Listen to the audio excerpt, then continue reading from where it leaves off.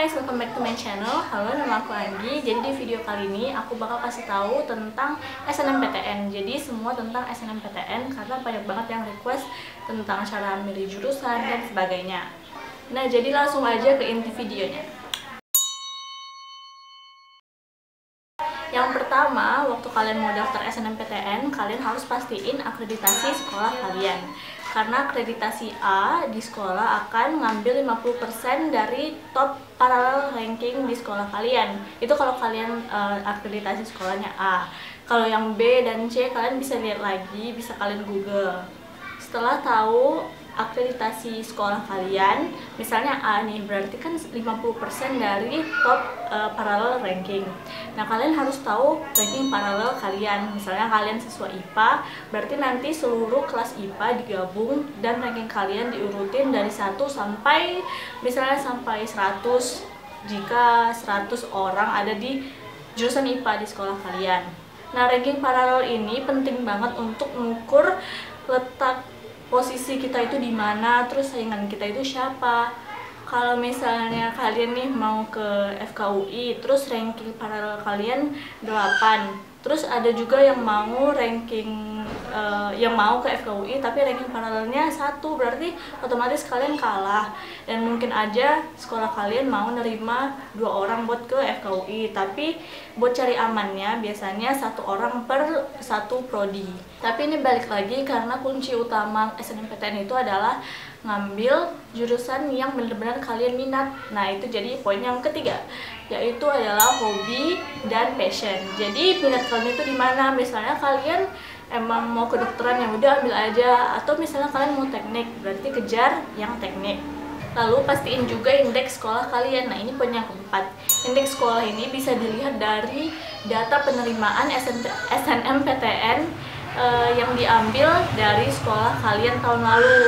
Misalnya ke Universitas A itu yang diambil dari sekolah kalian ada 20 orang. Terus Universitas B yang diambil dari sekolah kalian itu ada 5 orang. Berarti indeks sekolah kalian di Universitas A lebih besar daripada di Universitas B.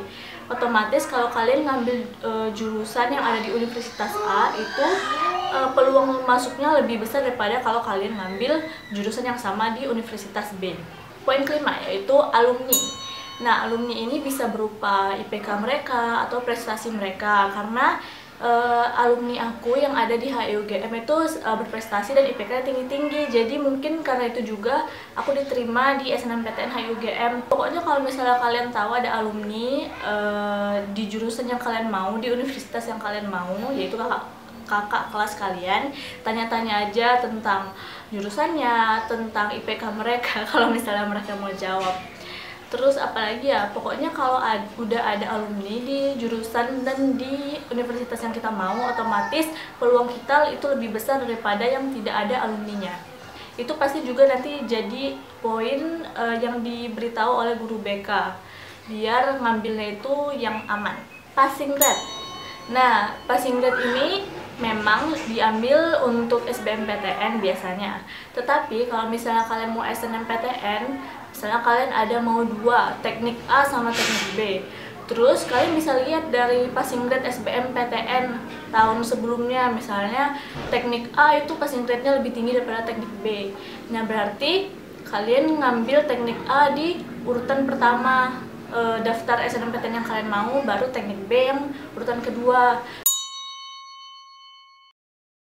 Karena ya passing grade juga menentukan gimana ya, susah masuknya itu bisa kalian lihat dari passing grade-nya atau dari kuota penerimaan juga bisa. Lalu kita juga bisa melihat penerimaan SNMPTN itu kayak change-nya itu dari kuota-kuota penerimaan tahun lalu. Jadi ada stats-nya gitu di website SNMPTN, bisa kalian cek. Jadi misalnya dari provinsi kalian, misalnya kalian di Jawa Timur, terus tahun lalu tuh ada 5 orang yang masuk ke prodi yang kalian mau.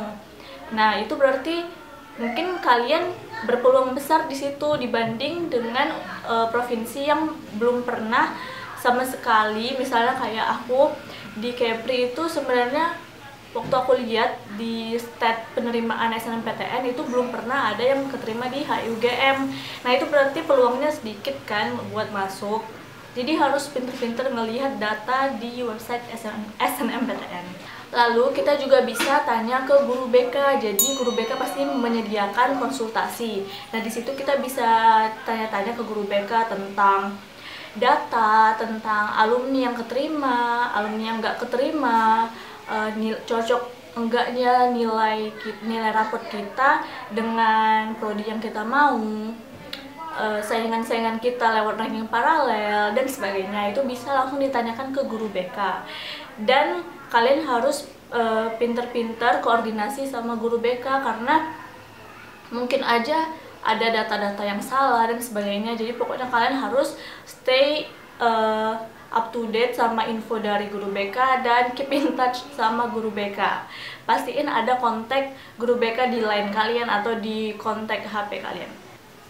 Lalu yang juga berpengaruh adalah nilai mata pelajaran UN. Nah, inilah komponen utama buat SNMPTN, yaitu dari nilai rapot. Nah, kabarnya nih yang diambil untuk SNMPTN adalah nilai mata pelajaran UN. Jadi misalnya kalian dari IPA, berarti yang diambil itu adalah matematika, fisika, kimia, biologi, bahasa Indonesia, bahasa Inggris. Ada juga kabar yang bilang kalau bukan hanya itu aja yang dilihat, tapi mata pelajaran lain dari rapot juga dilihat. Jadi aku kurang tahu juga gimana, karena nggak semua orang tahu juga apa isi dari SNMPTN, apa kriteria penilaian mereka. Itu sebenarnya nggak ada yang tahu pasti. Cari aman aja. Terus untuk nilai UN katanya itu juga berpengaruh. Jadi belajar bener-bener untuk UN juga, terutama mata pelajaran UN yang ada di rapot. Jadi mata pelajaran peminatan dan sebagainya. Lihat juga ke sertifikat kalian. Nah, ini poin kesekian, yaitu sertifikat. Ini sangat berpengaruh. Aku ngambil HI untuk SNMPTN, dan sertifikatku itu sangat menjurus ke HI, itu sangat linear karena pertukaran pelajar, konferensi, sama kayak narrative contest di embassy gitu. Jadi itu kan sangat-sangat linear ke HI. Nah, kalian juga harus menyesuaikan. Misalnya kalian pernah OSN biologi, terus kalian ambil biologi di jurusan yang kalian mau di SNMPTN, berarti itu sangat linear kan. Nah, misalnya kalian pernah juara OSN biologi, terus kalian ngambil hukum, itu kan agak jauh, tapi nggak ada yang tahu sih, mungkin aja sertifikatnya bisa berhasil masuk hukum. Tapi lebih baik sesuaiin sama sertifikat yang kalian punya. Tapi ingat juga untuk sesuaiin sama minat dan bakat kalian. Pilih yang benar-benar hati kalian mau. Nah, yang terakhir adalah prospek. Kalian harus pinter-pinter Google, cari info, cari alumni tentang prospek jurusan yang kalian mau. Atau misalnya di daerah kalian itu pemerintah daerahnya lagi marak-maraknya butuh ahli teknik dan sebagainya, dari jurusan teknik yang dibutuhkan di daerah kalian, karena itu nanti kalian bakal dapat kerjanya itu lebih mudah. Dan itu sih sebenarnya kalau tentang prospek. Jadi harus cari-cari info, misalnya kalian dari jurusan ini nanti kalian mau kerja di mana, kalian bersedia nggak kerjanya kayak gitu. Misalnya kalian mau ngambil hukum, tapi kalian tuh nggak mau kerja di badan-badan hukum kayak gitu kan, agak aneh ya kalau misalnya kalian mau ngambil hukum tapi nggak mau kerja di situ. Jadi harus sesuaikan sama hati kalian, nanti kalian mau kerja di mana dan sebagainya. Pokoknya kunci dari SNMPTN ini adalah memilih sesuai dengan hati kalian. Kayak aku dari dulu aku mau HI, berarti aku ambilnya tuh HI aja.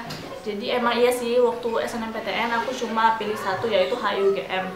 Sebenarnya aku mau pilih pilihan kedua, yaitu hukum UGM, tapi aku tetap mau ngejar HI. Jadi menurut aku lebih mending aku ngejar HI lagi di SBMPTN jika nggak masuk, daripada misalnya nanti aku masuk hukum tapi ternyata aku masih mau di HI. Jadi itu juga harusnya jadi pertimbangan kalian. Kalian mau nggak berada di jurusan itu.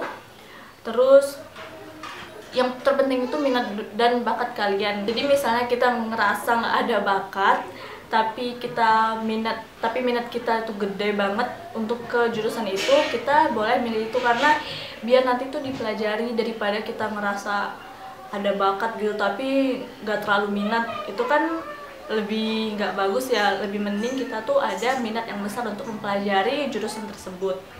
Nah, jadi aku ulangi yang poin-poin penting tadi yang harus kita ingat kalau kita mau daftar SNMPTN atau mau milih jurusan di SNMPTN, yaitu akreditasi sekolah, ranking paralel, indeks sekolah, alumni, passion dan hobi, passing grade, kuota penerimaan, konsultasi ke guru BK, nilai mata pelajaran UN, sertifikat, dan prospek kerja jurusan yang diminati tersebut. Nah, jadi itu aja video dari aku sekarang. Kalau misalnya kalian ada pertanyaan, bisa langsung tanya di ASFM aku atau di Instagram aku. Aku harap video ini benar-benar membantu kalian untuk memilih SNMPTN, memilih jurusan di SNMPTN, atau menambah ilmu kalian mengenai SNMPTN bagi yang belum terlalu tahu. Aku harap tahun depan atau tahun ini, jika kalian nontonnya di tahun ini terus daftar SNMPTN di tahun yang sama, semoga kalian dapat kabar bahagia di pengumuman SNMPTN. Semoga kalian diterima di jurusan yang benar-benar kalian inginkan. Itu aja video dari aku. Kalau kalian suka video ini, don't forget to give it a like, a thumbs up, don't forget to subscribe. Kasih tahu ke teman-teman kelas kalian juga, karena info kayak gini kan jarang dikasih tahu sama YouTuber. Aku bukan YouTuber gimana gitu sih, tapi aku mau ngasih tahu info aja. Dan kalau kalian masih bingung, sekali lagi bisa tanya ke ASFM aku. Jadi sampai jumpa. Good luck for SNMPTN.